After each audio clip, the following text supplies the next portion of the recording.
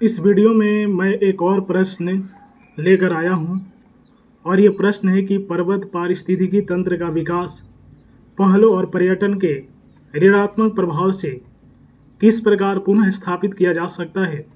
250 शब्दों में लिखना है।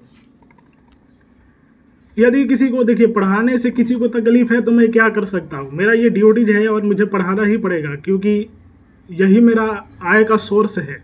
यदि नहीं पढ़ाऊँगा तो फिर मेरा नहीं काम चलेगा। तो टीचर का काम कर रहे हैं तो सभी लोगों से अनुरोध है कि गलत कदम ना उठाए, नहीं तो बाद में रिजल्ट जब गलत आएगा तो फिर आप ही को पछतावा होगा। ठीक है, मेरे क्या कर सकते हैं। तो इसलिए कहेंगे कि गलत कदम उठाने से 100 बार पहले सोच लेना चाहिए। बाकी अगर नहीं मानेंगे तो मैं क्या कर सकता हूँ। अगर गलत कदम उठाएंगे तो उसका रिजल्ट भुगतना पड़ेगा। मैं और इससे ज़्यादा कुछ नहीं कहूँगा।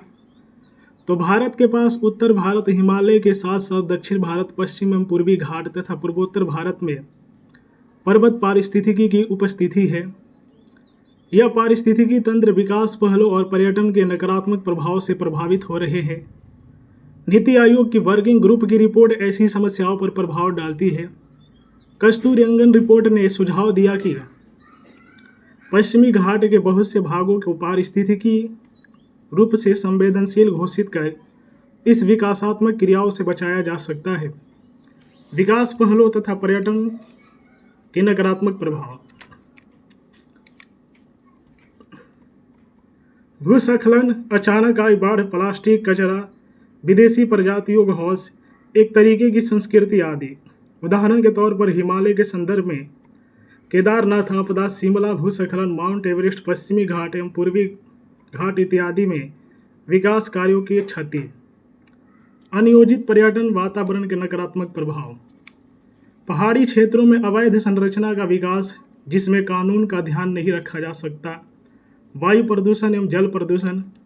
उत्तराखंड एवं कश्मीर में बाढ़ भी अनियोजित पर्यटन एवं अनियोजित विकास का परिणाम है।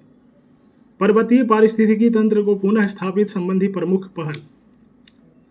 पर्यावरणीय पर्यटन 3 स्तंभों पर आधारित होते हैं: पारिस्थितिकी, अर्थव्यवस्था एवं रोजगार। अतः स्थानीय ठहराव को प्रोत्साहित किया जाना चाहिए ताकि प्राकृतिक संसाधनों पर बोझ कम पड़े। पर्यावरणीय पर्यटन का अभिन्न अंग है पुनः चक्रण, ऊर्जा दक्षता, जल संरक्षण एवं स्थानीय समुदाय के लिए आर्थिक अवसर का संवर्धन करना, इसे बढ़ावा देना चाहिए। सीमित समय काल के लिए सीमित जनसंख्या को पर्यटन के लिए प्रवेश देना होगा। वैसा उद्योग जो प्राकृतिक वातावरण को कम नुकसान पहुंचाता है उसको यहाँ प्रोत्साहित किया जा सकता है। उदाहरण के तौर पर पूर्वी बीपीओ का संवर्धन। पर्यटन के साथ पर्यटन स्थलों पर वहन क्षमता की अवधारणा को लागू किया जाना चाहिए।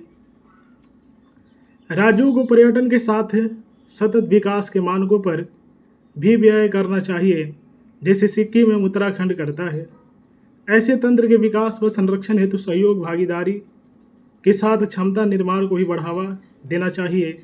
पर्वतीय लोगों के जीवन स्तर प्रदान करने के साथ ही समायोजित विकास कार्य को बढ़ावा देना चाहिए। इसका लाभ व्यक्ति तथा पारिस्थितिकी दोनों को प्रभावित करेगा। अतः संतुलित समन्वयपूर्ण विकास को बढ़ावा देकर पर्वतीय पारिस्थितिकी को अनुचित विकास कार्यों में संरक्षित किया जा सकता है।